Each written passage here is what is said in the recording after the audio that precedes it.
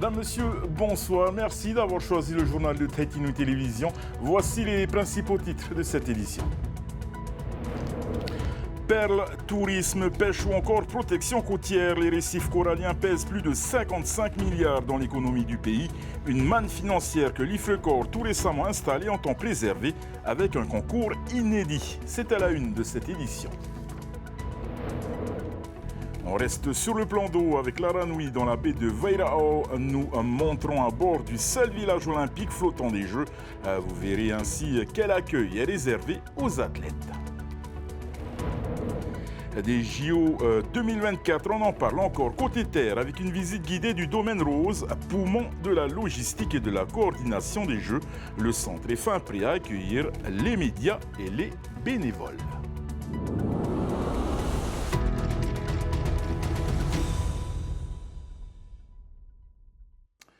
Garde-manger et protection des côtes, les récifs coralliens pèsent lourd dans notre économie et jouent un rôle central dans la sécurité des Polynésiens. Consacrée à sa protection, l'initiative française pour les récifs coralliens, l'IFRECOR, s'installe en Polynésie et lance son plan d'action. Valentine Vassel et Meritiato. 99,9%. C'est la place occupée par l'océan en Polynésie. Avec 15 000 km² de récifs et de lagons, le pays totalise plus d'un quart de la surface totale de récifs coralliens français. Autant d'espaces que d'espèces qui dépendent de cet écosystème. Poissons, crustacés, mollusques, échinodermes et algues, tout un écosystème soumis à une pression humaine toujours plus forte. Urbanisation côtière, activités agricoles, érosion et fortes pluies. Le lessivage des sols draine vers le lagon des pesticides et autres substances toxiques pour le corail. À cela s'ajoute le mauvais traitement des eaux usées ou encore la pêche. Dans son dernier bilan datant de 2020, l'IFRECOR, initiative française pour les récifs coralliens, indiquait que 30% des coraux polynésiens étaient dégradés. Pourtant, leur survie est essentielle. Sans récifs coralliens, pas de poissons, pas de nourriture. Sans récifs coralliens, pas de perles. Or, c'est le premier exportateur de Polynésie. Sans récifs coralliens, pas d'observation du réchauffement climatique, de la biodiversité et pas non plus d'observation de notre aire marine protégée qui s'étend sur l'ensemble de la ZEE. Et sans récifs coralliens, c'est 55 milliards de francs pacifiques en moins pour l'économie du pays. C'est ce que rapporte chaque année la protection côtière, la pêche récifale, la perliculture et le tourisme. Avec le lancement des trophées de Toharif 2024, l'IFRECOR entend soutenir et récompenser les projets en faveur de la protection, la restauration et la gestion durable des écosystèmes coralliens. L'occasion au passage de rassembler des acteurs publics, associatifs, académiques et aussi privés. Comme ça a été rappelé, les récifs coralliens font partie intégrante de notre environnement, de notre culture. Et il était important effectivement que le monde de l'entreprise soit présent pour les soutenir. En lançant ce concours inédit au Fénois, l'IFRECOR a aussi un objectif bien précis, construire la contribution du pays à la conférence de l'ONU sur l'océan en juin 2025 et porter la Polynésie au cœur des enjeux mondiaux de préservation. L'installation de Google en Polynésie est dans les tuyaux. Le CESEC approuve à l'unanimité un projet de loi du pays qui autorise le géant américain à exploiter ses câbles sous-marins pour une durée de 70 ans. Esther Paro-Cordet et Heymanu Manutai. Qu'est-ce qui est en train de se passer ? Ce n'est pas courant. Il n'y a pas eu de débat sur le projet de loi du pays, mais des questions sur l'installation de Google en Polynésie restaient sans réponse, même du côté des rapporteurs. C'est une harmonisation. C'est pour ça que les gens posaient des questions, parce qu'ils souhaitaient comment ça va se passer. On parle de Google, on parle de ci, on parle de ça. Ils voudraient comprendre, mais ça n'a pas été, notamment sur les redevances. Par ailleurs, le CESEC voulait... Le pays saisit le CESEC au travers de son projet de loi pour permettre aux opérateurs privés d'occuper le domaine public pour la pose et l'exploitation des câbles sous-marins pour une durée de 70 ans. Le texte comprend également des demandes d'emprise foncière pour l'installation des data centers. Le président Moetai Broderson espère ainsi attirer le géant Google. Pour de nombreux conseillers, c'est une opportunité. On est obligé de passer par là et on n'a pas les moyens financiers, nous, de le développer. Donc c'est plutôt une bonne nouvelle, ça va dans le bon sens. Après, ce qu'il faut, c'est être vigilant. Il faut voir que quand même, Google, c'est 256 milliards de dollars de chiffre d'affaires. Nous, notre PIB, c'est 5 milliards. Donc on voit bien qu'on a un géant qui vient s'installer à la maison. 5 câbles installés sur fonds propres par Google devraient passer par Tahiti d'ici 2026. Ils relient l'Amérique du Sud, l'Asie-Pacifique, le Chili à la Polynésie. En contrepartie, le pays touchera une redevance qui est toujours en discussion. Quel est le principe? Est-ce qu'on va dire juste c'est la zone d'emprise? Est-ce que ça va être sur les débits? Est-ce que ça va être sur le chiffre d'affaires? C'est pas simple, c'est des choses qui sont pas simples. Et même si le texte manque de clarté, le CESEC a émis à l'unanimité un avis favorable. Et nous ouvrons à présent notre page consacrée au JO.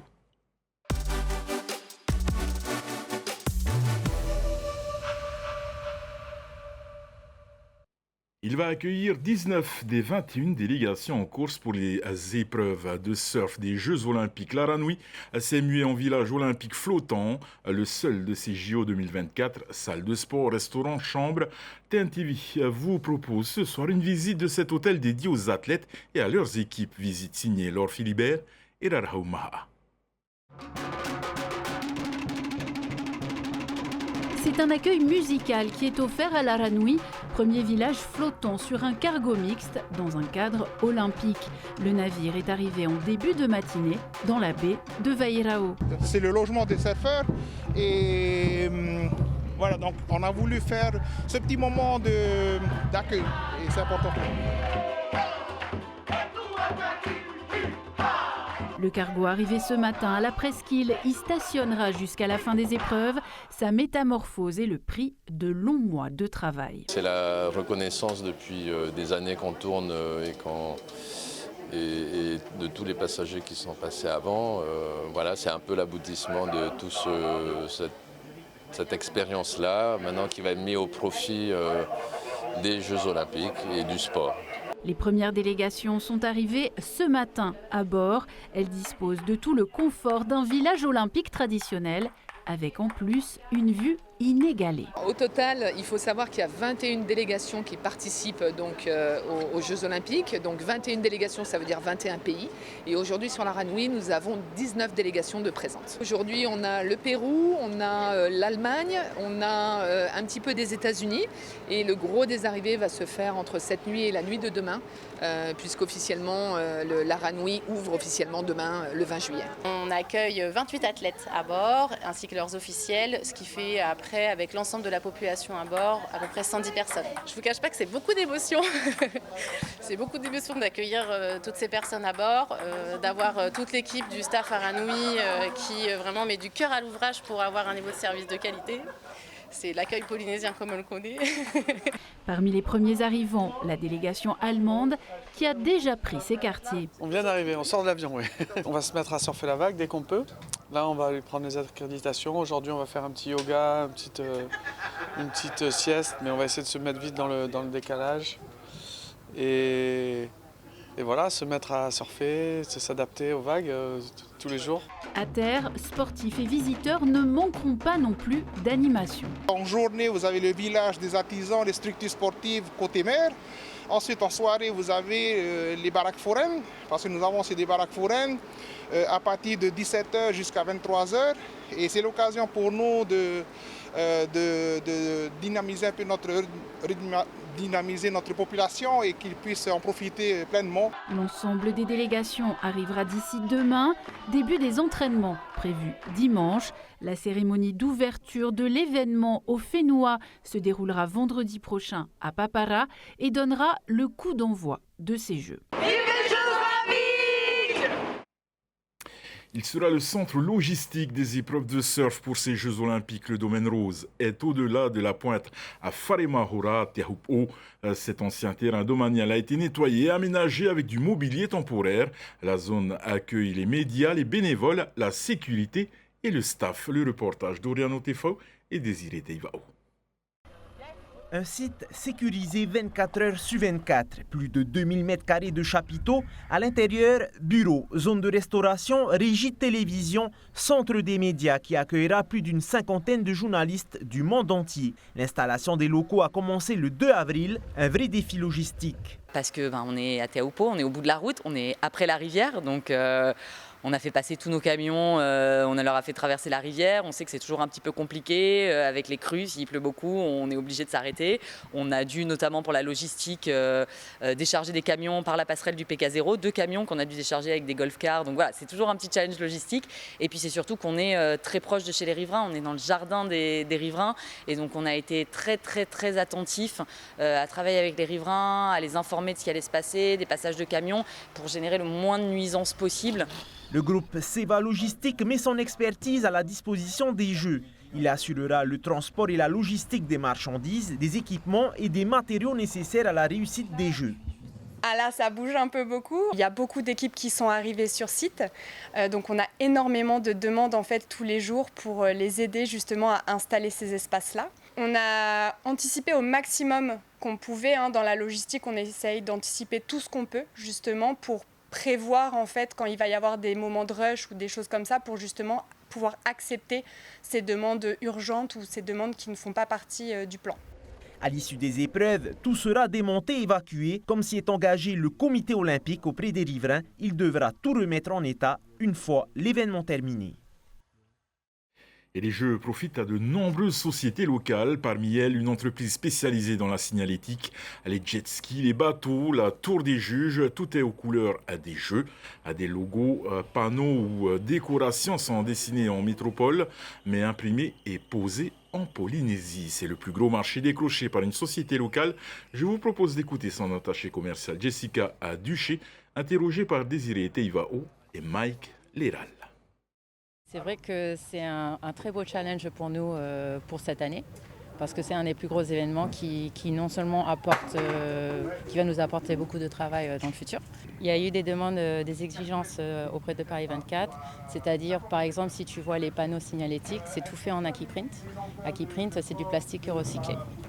Par exemple, la tour des juges, les barrières, c'est du tissu fait avec du plastique recyclé aussi. Donc c'est le but qu'après les JO, on peut recycler le plus possible tout le matériel qu'on utilise pendant les JO. 48 surfeurs se disputeront dans près de 10 jours la médaille d'or sur le spot de Teahupo'o. Pour être prêts le jour J, les athlètes étrangers sont déjà sur place. Objectif, prendre leur marque sur l'une des vagues les plus belles, mais aussi les plus dangereuses au monde. Le reportage de Désiré Teivao et Doriano Tefao. Sanoa Demfleolin sera la seule représentante du Canada dans les épreuves de surf olympique à Teahupo'o. Ce sera sa première compétition dans la passe de Hawaii, mais elle connaît la vague. Elle a multiplié les déplacements au Whenua ces dernières années pour être à la hauteur de l'événement. J'ai surfé pendant 3 heures ce matin. Il n'y avait pas beaucoup de monde à l'eau et c'était vraiment bien. On sent que l'énergie monte petit à petit. On est tous excités à l'idée de disputer les Jeux olympiques. C'est une grande compétition. J'essaie de profiter des derniers jours de calme avant que cela démarre. À l'opposé du Canada, le Brésil envoie de son côté une petite armada. 6 surfeurs à Auri Verde tenteront de décrocher l'or à Teahupo'o. On y retrouve notamment Joao Tchonka, pensionnaire du Tour mondial, et sa compagne Luana Silva. Même si les vagues ne sont pas au rendez-vous ces jours-ci, les deux athlètes continuent de se tester. Il n'y avait pas vraiment de bonnes vagues aujourd'hui, mais c'est toujours bien de se mettre à l'eau. On espère que les conditions vont s'améliorer dans les prochains jours. J'ai vraiment hâte que la compétition commence. Je n'ai pas vraiment d'objectif, mais ça sera une belle expérience. Les vagues sont petites, mais c'est l'occasion aussi de tester les planches. Les conditions ne sont pas parfaites, mais il y a quand même de belles vagues à surfer. C'est très bien pour l'entraînement et la préparation. Les surfeurs ont encore une dizaine de jours pour apprivoiser la mâchoire de Hawaii. Et les habitants de Teahupo'o sont mitigés face aux Jeux. Beaucoup profitent de la manne touristique et s'en réjouissent, mais plusieurs regrettent le chamboulement de leur vie quotidienne et les limitations de circulation. Écoutez ces quelques réactions recueillies par Désiré Teivao, Doriano Tefao et Mike Léral. C'est toujours bien d'avoir un événement de cette envergure-là, les Jeux Olympiques à Teahupo'o. Je pense que ça va arriver une seule fois. Par contre, j'entends un peu parler qu'il y en a d'autres riverains qui n'ont pas encore eu leur passe, voiture, les macarons, et même ceux qui habitent au Fénoé-Chiré. Il y a beaucoup de gens de mes copains qui habitent au Fénoé-Chiré qui m'appellent en fait. Est-ce que tu as eu tes passes et tout? Je dis oui, moi j'ai eu. Mais eux, ils attendent de les avoir. Hein. C'est peut-être un peu ça qui bloque un peu en ce moment. Hein. Mon ressenti personnel et tout, je pense que c'est une opportunité qui est offerte justement à la commune, hein, donc c'est une fierté. Mais avec tout ce qui se passe, on est arrivé, on a hâte que ça se termine. Il y a un monde fou qui circule au jour le jour. La population est là. Et la problématique, en ce qui me concerne, hein, lorsqu'on vient nous voir, par exemple, ici c'est une communauté de Teahupo'o, et à partir de la passerelle, ceux qui sont juste de l'autre côté ne peuvent pas traverser pour venir de ce côté-ci. Attends là, où l'on va. Hein? Bon, que ce soit des étrangers, je comprendrai, mais nous interdire ceux de l'autre côté, de la famille qui ne peuvent pas traverser la passerelle pour venir ici, à ça non. Vraiment, on a hâte que ça se termine. Et nous refermons à présent notre page réservée aux JO.